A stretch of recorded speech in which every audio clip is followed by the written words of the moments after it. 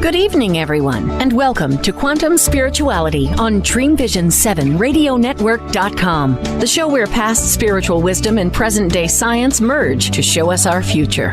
Your host is Peter Canova, author of the 25-time award-winning book series, The First Souls Trilogy, available on Amazon, and Peter's website, petercanova.com. That's PeterCanova.com. This show is a live video, so if you're only listening and want to watch, go to Peter's website, petercanova.com, PeterCanova.com, where you can access his Facebook page to leave comments or questions, and click the D7RN link where you can receive a free gift video.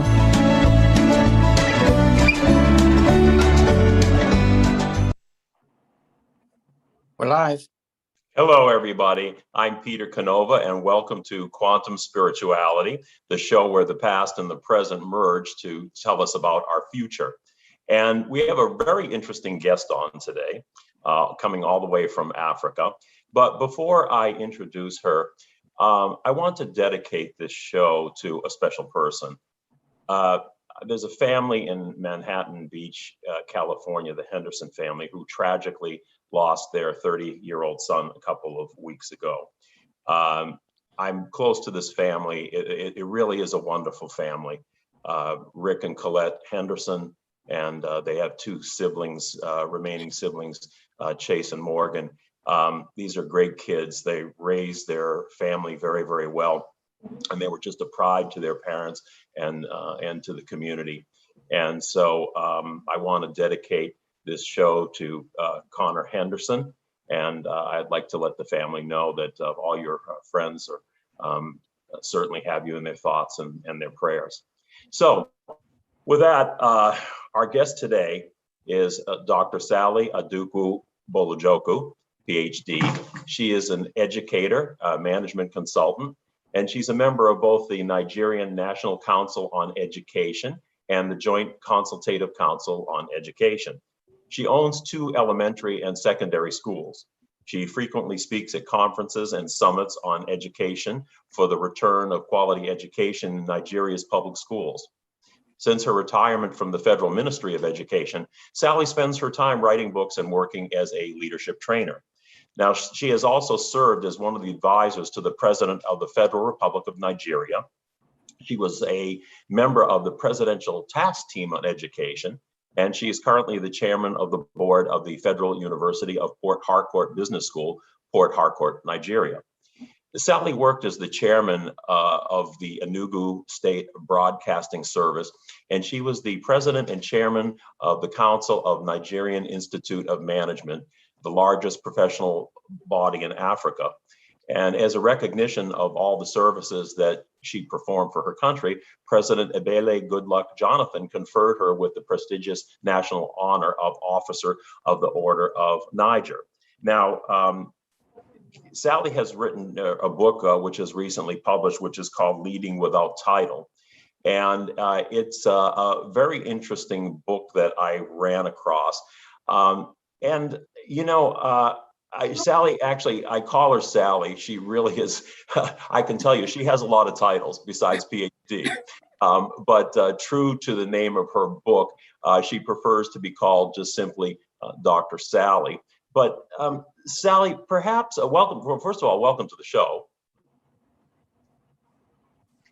And can you perhaps explain to our American audience the role that titles play in Nigerian culture? Because we have our own, you know, ways of showing, you know, prestige or whatever. In America, titles not so much. But can you explain a little bit about the name of your book and the role that titles play in Nigerian culture? Thank you, Peter. I wrote that book because we became obsessed with title in Nigeria. Indeed, as soon as somebody comes out of the college or just got doing something and makes his first 1,000 naira, he would want to acquire a title. He won't want to answer his name anymore. He begins to want to lobby for people to give him title. And if nobody is giving him, he'll go back and answer his father's own title. I said, this title is your father's title. I said, well, I will grow to it. So people don't see title as something to be earned. They just climb to prestige. And people become hollow. They don't see the need to achieve anymore. All they wanted was go get some name, let them call you a certain name. Indeed, a man of 20, 30 will hold a walking stick into a barry because he's answering his father's title. And his father, a man of 80, holds walking stick because of age. But a guy who's 20 will hold walking stick as accessory, as part of his dressing, because he has decided to take on his father's title. So I find title is making people useless, kind of. Now, Sally, is this whole kind of craze for acquiring titles? Is that, would you say, is that like a hangover from the British days? Because the British are also rather hung up on titles, or is that something that's like inherently African? No, you see, when the British came, Queen used to give them titles, but they earned the titles. Christopher Columbus or whatever, you went on expedition, you came back with treasures, Queen would give you a knighthood and you become something. So it is not altogether a British legacy, because Britain waited for you to do something before they gave you title. But just this morning, a friend of mine sent me her picture wearing PhD apparel. I said, what's happening? He said, a university in Turkey has given her honorary doctorate degree. And this person only went through secondary school. And I said, have you been to Turkey, my friend? He said, no. So it's not a British thing. But I see a window in our culture that celebrates title a whole lot. And you find it in palaces. The Oba, as you know, the Yoruba, in Lagos, in Ibadan, you remember they have Obas. That is the kings, kind of, the chiefs, the big, big chiefs. In the palaces of Oba of Ibadan, of Lagos, of Benin, the emirs in the northern region, they have people who live in the palaces only to praise them from morning to night. And those families that praise them, their kids grow up praising the king. All their inheritance is praise the king. Early in the morning, you blow flute, you call him by his ancestors' name and the exploits of his ancestors. Nobody asks him whether he's doing anything. No. So you're basically talking about a professional course, sycophants. But just for our listeners, let me just explain something quickly about Sally's country, Nigeria. Nigeria is the most populous country in Africa. And although there are numerous tribes and languages within the country, there are 4 major tribes there, which would be the Igbo, the Yoruba, the Hausa, and the Fulani. The Fulani and the Hausa are predominantly Muslims. The Igbo and the Yoruba are Christian, although the Yoruba is a little bit mixed, but the country is rather somewhat evenly divided between Christianity and Islam. And the titles that Sally is referring to, like Emir, would be from the northern regions and the Muslim regions, and the Oba would be in the Yoruba country. South, exactly in the south. So just a little bit background, because we are going to be getting later on into the discussion of some of the divisions in Nigeria and some of the tensions there, because Nigeria is a very, very important country and kind of well, kind of an experiment or a flashpoint, between, religions and other tensions on the African continent. But Sally, you obviously are talking about a different definition of a leader, leading without an acquired title. Mm-hmm. And you say that each person must be the CEO of his or her area of influence, no matter how small that domain might be, by taking responsibility. Can you just elaborate a little bit about that? Yeah, I actually, that's all leadership is about, influencing people to follow you, to do things willingly with their heart, while the leader empowers them to grow, develop themselves in the process, and also to have their dreams. But because I see in Nigeria that people don't even understand the leadership. Any university graduate, that is to say college graduate, you ask who is a leader in Nigeria, he would point to the senator, to the governor, to the president, to the Oba, and to the emirs. He wouldn't even know that himself should grow, develop to be a leader. Before he starts acquiring the titles, he would want people to call out on him during occasions.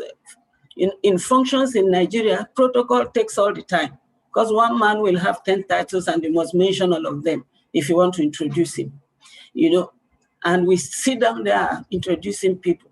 So to be a leader is to learn to do something, do your dream, achieve it, put people into it, empower them to begin to live their dream, to be productive. Wherever you are, you can lead. If you are producing coconuts and their spirit said, this is it for you, produce it well.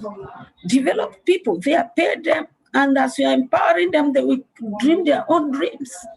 I think that's such an important point, Sally, and I want to emphasize that to our listeners, because what Sally's really saying here is that a real leader just doesn't go ahead and pursue their own goals. A real leader lifts other people with them. In other words, he helps facilitate their own dreams and their own aspirations to lift them up. And what it's really about is providing opportunity for people to grow. Leadership is about people, really. Yes, and providing opportunities for people to grow. And I've said this often in many of the talks that I've given, is that folks, our government, our leaders, they don't owe you a living, they don't owe you money, but what they do owe you is opportunity. They facilitate the opportunities for you to get ahead. And you urge people, Sally, in the book, not to be victims. Unfortunately, we live in a world where people feel playing the victim is a way to get ahead, to get power, to get money, to get attention.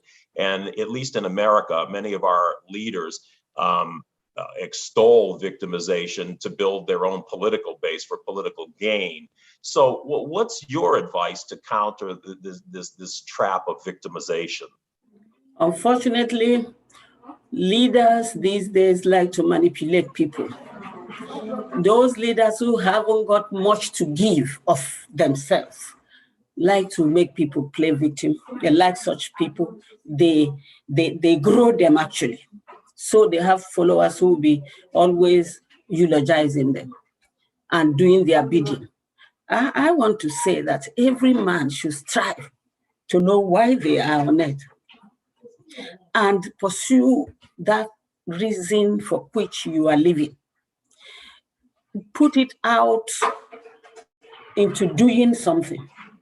See, Peter, God said to man, God gave man the mandate to be on earth. And the first mandate, he said, be fruitful. You would expect God to say, bear seed, because you can't be fruitful if you don't have seed in you. But God has put seed in you. That's why I said, go and produce fruit. Why should any man become a victim? Is because the person is abused inside. And so our education system must look into it. Families must get reoriented out of making person to lose self-esteem, to wander about, not having a direction, and so you become cheap tool in the hands of political manipulators. Indeed, I completely believe what you said, because one of the things that we have, tried to emphasize on this show is that God, the supreme being, consciousness, use whatever name makes you feel comfortable, is not something outside of ourselves that, kind of wound us up like little dolls and set us in this lunatic asylum called Earth. This force is within each of us. This divine force is really inherent within each of us. We've just forgotten it. Okay, we're down here in the kind of the mud of the earth, and we've really forgotten our own, great potential that lies within. And I think what you're saying is a great leader unlocks that consciousness, unlocks that potential, rather than tries to manipulate it for his own gain or adoration or so forth. Yes, Peter, that's exactly what I'm saying. Because if every man knows what he's doing, indeed, if you call him to stay in the White House, he would say, look, my journey doesn't take me to the White House. Thank you. My journey is in developing people in the rural areas where people, do you remember Mother Teresa?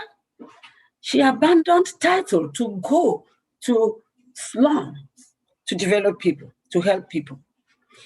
You remember, I talked about Princess Diana. She was even more impactful after losing her title. She lived her dream of helping the less privileged. We should all be strong and not allow people push you. Look, the Spirit of God is in us. Remember, he breathed his breath in Adam. And that breath goes with us. When he wanted to create Eve, he didn't go pluck Eve or create another mold of dust. He took Eve from the man he created. From all of us, his strength is God inside all of us. Yeah, and I think you're right about...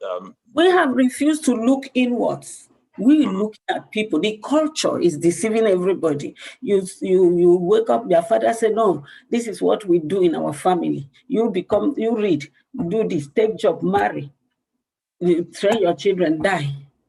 Yeah, and I think your example of Princess Diana was good, because she became, in a way, kind of the anti-royal, and she was, I think what really endeared her to the public was looking, the services that she was trying to perform, outside of the, the royal protocol and everything. But now you have a very interesting quote in the book, and to me, it's maybe the most profound thing you said in the book. So it was, when you discover yourself and find what you are good at, you discover your humanness. And as you work at it, you are expressing your humanity. Now, you also say that the source of leadership is each person becoming a human being. Now, can you tell us, what do you mean by that? What, in your view, does it mean to be human or to become human? This is it. Until a man finds his purpose. See, time would come when every man, this whole earth is ruled by one question. 1, 2, 3, 4 questions. Every man wants to know, who am I? Even if you don't speak it out, it's in you trying to get to know. Where did I come from? Where am I going? What's the reason for being here? Now, every man must locate himself. Until you locate yourself and know your source, that indeed you got a mandate from your creator. Your source comes from he, the owner of the heavens and the earth, the creator, the super being. And then you draw that thing that is in you, you begin to develop it. He said, multiply it. Did he tell you, get it and keep it with you? You begin to multiply it, to serve it to your community, to your friends, to the world. By the time you are replenishing, you are getting it out to the world. By the time you are trying to dominate this process, or subdue it, you're already branding it like Peter, you are doing today. The whole world is listening and hearing your voice. You have a brand. You are already at the place where, look, you are subduing and you are happy. Until a man gets that thing that will make you happy, the man can never live a full life, actualized life. I think that, Sally, I think that you just really hit at the core of what's really. Because if you are living actualized life, yes, that thing you are doing becomes an expression of who you are. You won't be fighting traffic on. Peter, no matter what the traffic is doing, you will arrive here in good time. I think this is probably the most important thing that I got out of your book, and it's really very much what we try to accomplish on this show. All these fundamental questions about life: where do we come from? Who are we? What is our purpose? These are the big, hard questions of life that most people find too difficult, and they just ignore them.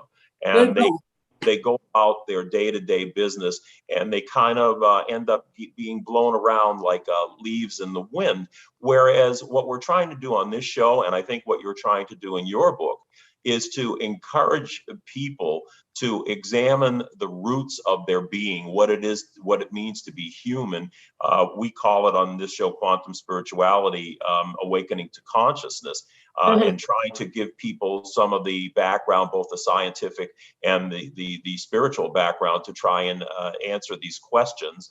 And I think again, I think that's really what it's all about.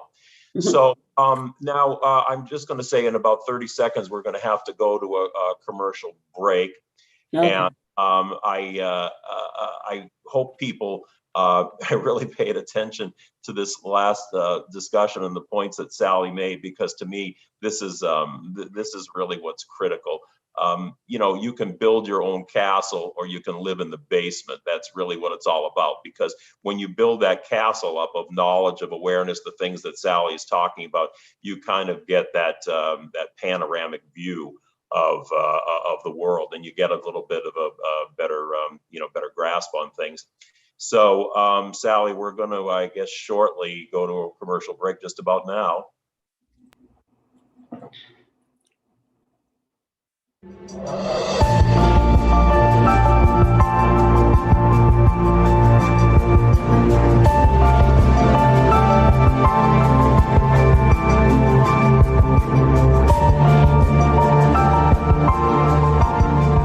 The First Souls Trilogy, one of the most highly awarded fictional independent book series on the market, is a grand vision of human evolution. It chronicles the first spirit consciousness to enter the material world in 3 page-turning novels that introduce a new paradigm of reality based on genuine ancient wisdom and quantum science. These inspirational thrillers will force you to rethink the nature of the world in which we live.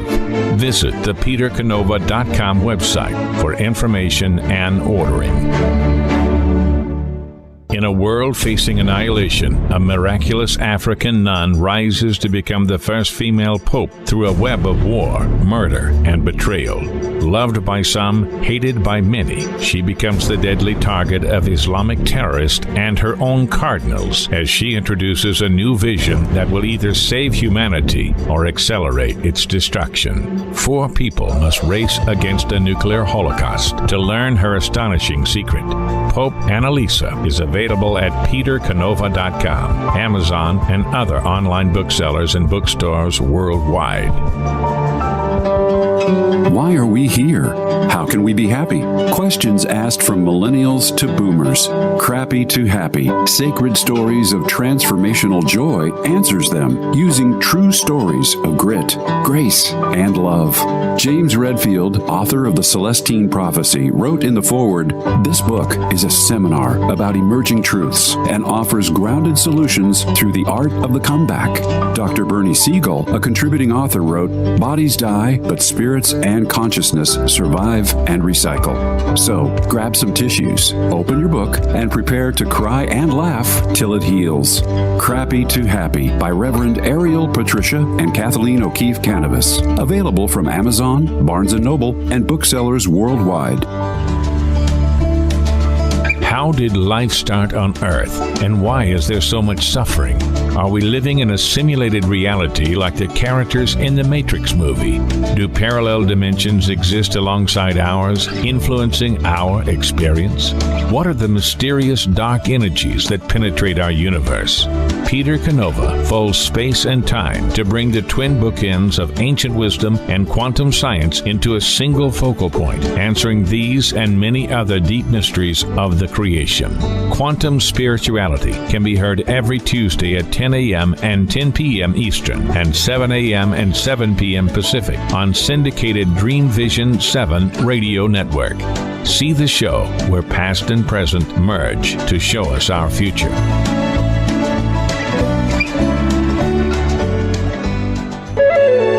This is Dreamvision 7 Radio Network, uniting mankind with universal love.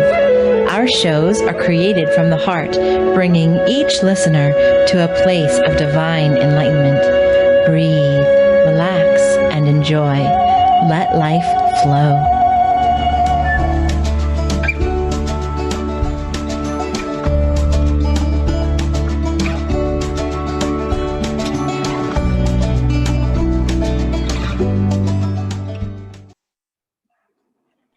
And we're back.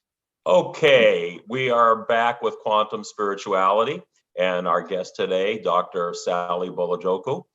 I just want to remind people again that if you're only listening by radio, if you go to my website, petercanova.com, that's petercanova.com, and go to the banner where it has the Dreamvisions 7 radio network. You click on that, and that will bring you to my page at the Dreamvisions 7 radio network, where you can click on any of the logos that say YouTube Live, and you will see us in all our visual glory.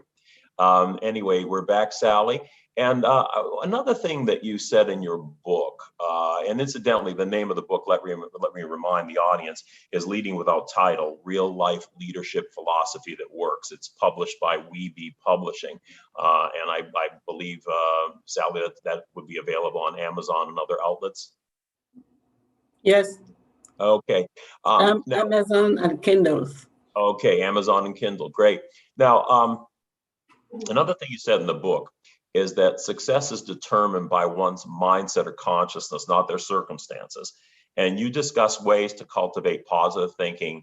It sounds very similar to some consciousness raising steps in my own new book, Quantum Spirituality, which will be coming out in the spring of next year. But can you give our listeners some details about, how to cultivate the mindset to achieve the type of leadership that you're talking about in your book?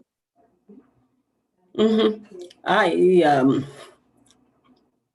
I kept saying that every man should be positive all the time, because whatever we do has to come from our mind. Our success would not depend on our environment, nor on our status at birth. But our success will depend on what we think, what we declare, what we see, and what we say. For instance, the Bible I read a lot, and I know God says every man should mind his heart, because out of your heart flows the issues of life. And you know what? The most powerful thing a man has is his mind. Whatever we can conceive in our minds, we can bring it to pass. But what we cannot conceive, can't dream of, can't imagine, can never get that done. We got to know where we are going. There must be a destination for a man. Your heart must be weighty with something you want to get done, you want to do. If you don't have it, any vehicle will take you to any direction. And so success, therefore, is predictable by what a man gets to do. Doing the right thing all the time, little by little, incrementally, will lead a man to succeed eventually. And doing the wrong thing, not even thinking, not even planning, just keep doing the wrong thing, we make a man fail. So we can always say who is going to succeed and who is going to fail by the things we do. God said what is common to every man is the light he has shed in their heart. So if God has shed a light in your heart, that means your eyes should be seeing things. So what are you seeing? And what is your heart doing? That is the difference between men.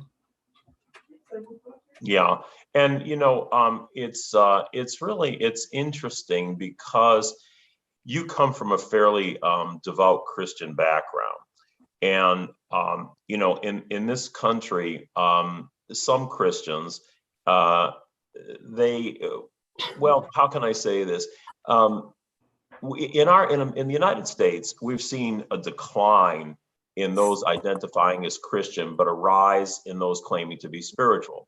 And, in quantum spirituality, I distinguish the two by describing religion as more of a closed box sometimes that claims to have the answers, all the answers, as opposed to other boxes. And spirituality is more open-ended, where one can learn and move on to the next steps. So there, unfortunately, in this country, there seems to be a division between spirituality and religion, whereas in the kind of subtle things that you're saying, I detect a synthesis of both. I mean, you seem to come from both a spiritual and a Christian perspective. And what I mean by Christian is a kind of non-dogmatic perspective. I've often thought it's unfortunate that in this country, spirituality and Christianity seem to, go two different ways. Christians often, when people talk about consciousness and God, really being part of all of us, that we are, part of God's essence, as opposed to like separate beings created by God. A lot of Christians in this country, they get a little concerned about that. But can you give us a little bit of a background? And I know, and incidentally, from my time, I didn't disclose this to the audience, but I lived and worked in Nigeria for 3 years. So I'm pretty familiar with the country, and it's very deep spiritualism, whether Christian or Muslim or not, or animist, that runs in that country. Can you give us the perspective of the Christian versus spiritual issue? It's in the carton. Peter? Yes. Christianity is not meant to be a religion. In Antioch, people saw the way apostles were living, that they lived the life Jesus was living, and they called them followers of Jesus Christ. And Jesus did not come to establish a religion. Immediately after his baptism, he went to the wilderness for a retreat. And in the retreat, the devil caught up with him, tested him 3 times, and he won. As he stepped out of that place, the first word he said in Matthew chapter 4, verse 17, he said, "Repent, for the kingdom of God has come." Jesus came to establish a kingdom, not a religion. And he taught how to live in the kingdom. To live in the kingdom is to live in spirit. He said, those who will serve God will serve him in the spirit and in truth. He told that woman, he said, time will come. You will not be going to that synagogue. You will serve the Lord God in spirit and in truth. That's what he said. And he began to teach us, say, this word is both spirit and it is life. And he began to teach us how to live under the monarch, under God, because he came to bring the kingdom of God here on earth. But Christians those Christians you call today, don't even study the life of Jesus. They are locked in religion. That's, as you have rightly said, is a closed box. In fact, somebody told me the other day that to be religious is irreligious. Because when you are among them, they are despising this person, despising the other. They are dividing the children of God on earth. This one is like this one is like that. That is not, the people we call Christians now need to go back and study the kingdom, how to live in the kingdom that Jesus came to teach in different parables. He said, do unto others you like them to do unto you. Jesus never told somebody, go to synagogue tomorrow. Why didn't you go yesterday? What is it you are doing on the Sabbath? No.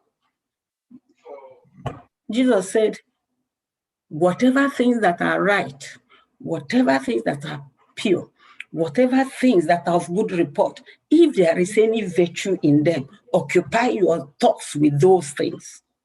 Think positively all the time and never fear. He said, do not fear.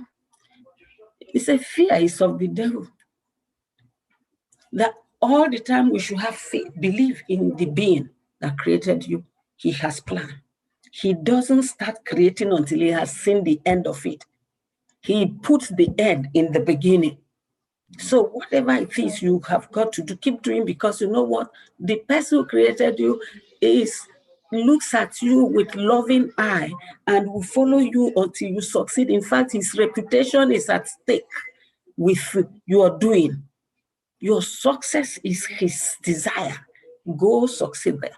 No, but this Christianity of these people who are doing religion, Peter, I serve Jesus, I walk his way, I study the kingdom principles, I don't study religion. And you know, Sally, you just said a very key thing. You walk his way. Now, I just want to remind our listeners that the original Christianity, there was no such name as Christian or Christianity. The original name of the movement that Jesus started was called the Way. Okay. And that his followers were the followers of the Way. And the Way was teachings of enlightenment that allowed people to look inside themselves and see the divine within themselves and really develop their own lives according to that divine spark, which again I think is a lot what Sally's book is about. So yeah, I hear what you're saying, and I agree with it. And you know, there's another thing in your book that you cite empathy as a key quality of leadership. Now, how can one draw the empathy line between helping uplift a person but not pandering to the emotions of others, as we see being done in the mass mind, political arena, at least in our country, in America today? Again, kind of getting into this question of manipulation that you discussed. How can we be empathetic but not pander, to the emotions and manipulate others as we see being done now? There is every leader. One thing distinguishes leaders from manipulators and political castigators.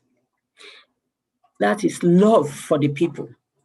Every leader must have love in his heart, or he will not lead. Because it is the love for people that make you empower them and not take advantage of them or manipulate them. Jesus did plenty of miracles because he said, I have compassion for the multitude. So that he had to feed more than 5,000 people without having any food around because of love. Now, when politicians begin to manipulate people, they are in error. They are not leaders in any case. They are manipulators. They are position holders and not leaders. I see many politicians in Africa, in Nigeria, and sometimes in America's position holders, not people who are caught to be leaders. That's the way I look at it. And I want to say that whenever we find such things, we should resist them. But we give them position, we give them this position in trust to lead everybody. And if they are not doing it, we should resist it. The people should resist it and not vote them in any other time. That's my advice. Yeah. I think that, we see a lot of I think what you're really saying is it boils down to intention. If your intentions are truly to help people, I think it leads you down a certain path. I think in this country, we've seen way too much of people who, proclaim that they're, for the poor, for the needy. And sometimes I think it's just to pacify their own guilt about things, because maybe they're a little bit better off and, they can feel, kind of good about themselves, by saying certain things or even, doing certain things. But if you really look into the heart, it's more, about them and about making them feel better than their focus being on the people that they're trying to help. And we have so many programs in this country, for instance, that that sound great, that throw money at problems and they talk very high ideals, and yet at the end of the day, when you look at the results aren't so good. Whereas I've also seen some people who have been, described as, not caring about the poor, being selfish, but having practical solutions that have actually, benefited people's lives if you really look at the hard statistics about things. So, I think, again, it really, it really boils down to following through your own train of thought and saying, okay, is what I'm doing at the end of the day really going to help somebody else, or is it just simply going to make me feel better? I think that's, part of the questions we need to be asking ourselves. I want to say that those politicians are not true leaders. They came to fend for themselves, because leaders have purpose when they are coming to office and they work their purpose. But these ones just spoke their way through, and they come and they work for their own selves. Mm-hmm. We see some things in Africa. They come, they promise heaven and earth, but they come there and loot all the treasury. They take away all the people's money and impoverish the people the more. Yeah, and Sally, I don't believe they are leaders. I'd like to get your perspective on a very sensitive question in America today. I'd like to get your African perspective on this. We're deeply divided in this country by politics and race. And you mentioned two men in your book that I greatly admire, Martin Luther King and Nelson Mandela. Now, from my perspective, we seem to have forgotten their vision of love, colorblindness, and unity in favor of recrimination, payback, and divisive things like wokeness, political correctness, identity politics. These are things that rather seem to divide rather than unite us in looking at issues like social justice and so forth, even though they purport to be solutions for social justice. But what is your perspective as an African of how Americans can ever reinstate the vision of Dr. King and the forgiveness of President Mandela? How can we get back on track? Truly, since I came into America, I can see division everywhere, especially in the mainstream media. The mainstream media seem to be witch hunting, but witch hunting and demeaning leaders and castigating their leaders, and without bringing solutions. I think Sally, excuse me, I don't want to interrupt you at this point, but I just want to say that in about 30 seconds, we're going to have to go to a commercial break. So this is an important question. And if we can't finish it in this segment, I'll come back to this right after the break, but please go ahead. So what I've been thinking is it's time for America to go back, look inwards, and begin to chart a path of growing strong ethical leaders. Strong ethical leaders. America has lost it in the kind of leaders they are producing now.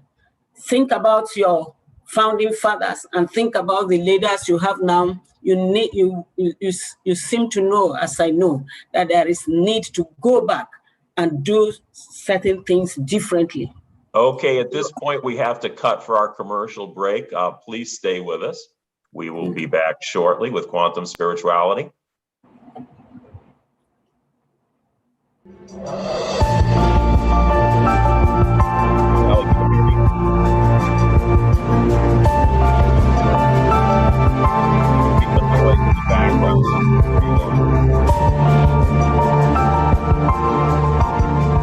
The First Souls Trilogy, one of the most highly awarded fictional independent book series on the market, is a grand vision of human evolution. It chronicles the first spirit consciousness to enter the material world in 3 page-turning novels that introduce a new paradigm of reality based on genuine ancient wisdom and quantum science. These inspirational thrillers will force you to rethink the nature of the world in which we live. Visit thepetercanova.com website for information and ordering. In a world facing annihilation, a miraculous African nun rises to become the first female pope through a web of war, murder, and betrayal. Loved by some, hated by many, she becomes the deadly target of Islamic terrorists and her own cardinals as she introduces a new vision that will either save humanity or accelerate its destruction. 4 people must race against a nuclear holocaust to learn her astonishing secret. Pope Annalisa is available at petercanova.com, Amazon, and other online booksellers and bookstores worldwide. What if dreams can diagnose your life? What if we can meet the love of our life in dreams? Join host Kat O'Keefe Canavas, the #1 internationally best-selling author of Dreams That Can Save Your Life, written with Duke University medical doctor Larry Burke. Dreaming Healing is where we'll explore dreams, research, and interpret dreams from you, the caller. Dreaming Healing shows can be heard every Tuesday at 9 a.m. and 9 p.m. Eastern, with live shows on the first and third evenings at 9 p.m. Eastern, 6 p.m. Pacific Time on syndicated Dreamvisions 7 Radio Network. Come live your dreams out loud with Kat. How did life start on Earth, and why is there so much suffering? Are we living in a simulated reality like the characters in the Matrix movie? Do parallel dimensions exist alongside ours, influencing our experience? What are the mysterious dark energies that penetrate our universe? Peter Canova folds space and time to bring the twin bookends of ancient wisdom and quantum science into a single focal point, answering these and many other deep mysteries of the creation. Quantum Spirituality can be heard every Tuesday at 10 a.m. and 10 p.m. Eastern and 7 a.m. and 7 p.m. Pacific on syndicated Dreamvisions 7 Radio Network. See the show where past and present merge to show us our future.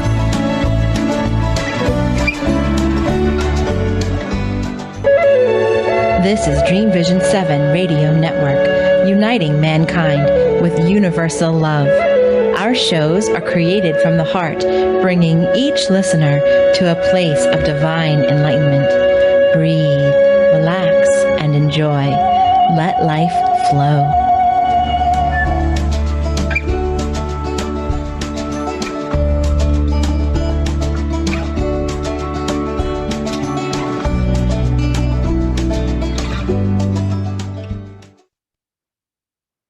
Okay, I'm Peter Canova. We're back with Quantum Spirituality, and our guest, Dr. Sally Adukwu-Bolujoko, author of Leading Without Title, Real Life Leadership Philosophy That Works by Weeby Publishing.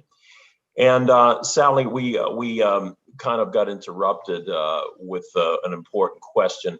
We were talking about the divisions that we have here in the United States, and I had asked you the question of, how do we get back to the vision of color blindness of Dr. King and the forgiveness of President Mandela, which in much of the social justice movement in this country we're not really seeing today. Could we kind of pick up on that again? You had made some comments about the media's roles and so forth. Could we please go back and elaborate on that just a little bit? Mm-hmm. I know that your media is not doing a good job to the problem in America. And you know, media as the fourth estate can make or mar a nation. So I think that there should be some control there because of the children that are growing up, who will not always digest everything the media is bringing. Media has to play a more quality role into bringing America back to unity, to what it used to do.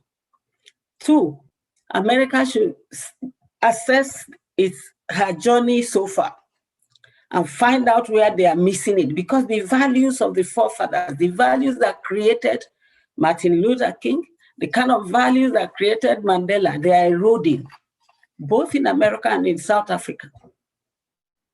Value erosion is fast, and we call it advancement, development, technology, all that. But we can have technology without eroding our values. So I'm thinking that school curriculum should be reviewed, should be looked at. In Nigeria, I have been fighting for that, and I'm winning. I won a big battle. We were not teaching our children history. For 2 decades, I kept fighting it, and 4 years ago, I broke through. The president approved my memo to teach Nigerian child history, civic education, and moral education. And we have started, we don't have books. We are just trying to write books of our history. Imagine that. Mm-hmm. So we need to review our education systems. Imagine Finland is ahead of America by margins. Review it, and let's emphasize values of unity, fairness, social justice, equity, of oneness, humanity. If America is going to continue to be the leader of the world, America should not be racist. Or the world won't believe America, because all the world is not American. So if America is going to be on top, racism should go. Or only the divided group of racists in America will believe in America. The other nations will question America. Yeah, and I think what people have to understand in this country about racism. I mean, people talk about institutional racism, where you're right about the media. The media now, all they do is promote their narratives, either on the left or on the right. They promote their narratives, and no one's telling the truth about anything. As far as the curriculums in our schools right now, children are being taught ideologies. They're not being taught values. They're being taught ideologies. We have critical race theory, which is a big topic of discussion right now, which, at least in my view, critical race theory is divisive. It's not unifying. It's more like, thank you, Peter. It's more like finger pointing, and I think you're hitting the nail on the head, Sally, because what we have to understand is racism is in people's hearts. Okay, mm-hmm. It begins mm-hmm. in the heart of every individual. Let's stop generalizing and lumping ourselves into these opposing groups, and understand that it really boils down, like you said in your book, to taking individual responsibility. What you feel and deeply towards other people, towards other races, this is what creates division. This is what creates racism. So, I think we need to stop systematizing hatred of our own country, which is what's being taught in the curriculum nowadays. The founding fathers are no good. Look, every country had its faults, and you live in West Africa. You know that slavery did not start in North America. Slavery actually started in Africa with some. It started with us. Yeah, enslaving others and selling them, and every culture in the world mm-hmm. has practiced slavery at one time. None of us are free of this guilt. But we can either dwell on that and be angry about it, or say, okay, we recognize it, let's get better and move forward. Let's move forward. Let's be positive about what matters to life, and not about who is what. And I would like America to revisit some of their institutions to strengthen rules and enforce the rules. Yeah. It is important, so we can grow children who will become strong, who will become balanced personality and lead better without dividing us a lot more. I think that will be good. Another thing we need to do is we're starting to wind down on our time now, Sally. I do have a couple other important questions for you. Nigeria is a great dividing line between Christianity and Islam in Africa. What's the current situation today in Nigeria, and what role can female voices such as yourself play in dealing with the tensions? Now, I like to say up front that the government in Nigeria does not tolerate dissenting voice at all. But women have been demonstrating, calling out on government and on the churches and on everybody to stop killing their children. We take food, clothing, blankets to internally displaced people's camps. A week before I left for US, we had 5 days of running around the camps, giving out clothing, food, and medicines, and school books to children who are in the camps. In fact, I, as president of the National Association of Proprietors of Private Schools, established mobile schools in every IDP camp in the country. I went around the country for a space of 4 months to establish those mobile schools. So in every place I go, private schools will donate teachers to go there to teach on weekly basis. We have roster where we send teachers to teach and so on. And because government just put them there, and sometimes bring food or don't bring any food. So women, we just face taking care of people as they run out. We give clothes, we give food, and we keep talking. But you know that in Africa, women don't have strong voices. They don't care. In the South, yes, we speak and governments listen. In the North, women will not speak. Sally, we're only got about 1 minute left. So I would like to give you the opportunity to give you any final message for our audience here. We have a little bit less than a minute left. Oh, I like that everybody should search out his or her purpose and run with it. Until you do that, you will not begin to live a full, happy life like Peter and his family. And by the time, that is why many people are abusing themselves today, abusing their families, because where purpose is not known, abuse is inevitable. People are abusing governments, using the positions to abuse people, to tell lies, to manipulate people and divide people. Why they didn't come with a purpose?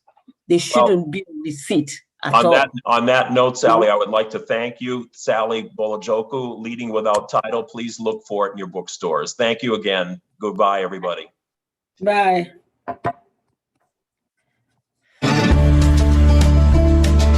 This ends today's segment of Quantum Spirituality, the show where the past and present merge to show us our future. Join us the first Tuesday of each month for cutting-edge information and informative new episodes. This show will be archived on the Quantum Spirituality Dreamvisions 7 Radio Network website page, also accessible at petercanova.com. That's PeterCanova.com. This is Dreamvision 7 Radio Network, uniting mankind with universal love. Our shows are created from the heart, bringing each listener to a place of divine enlightenment. Breathe, relax, and enjoy.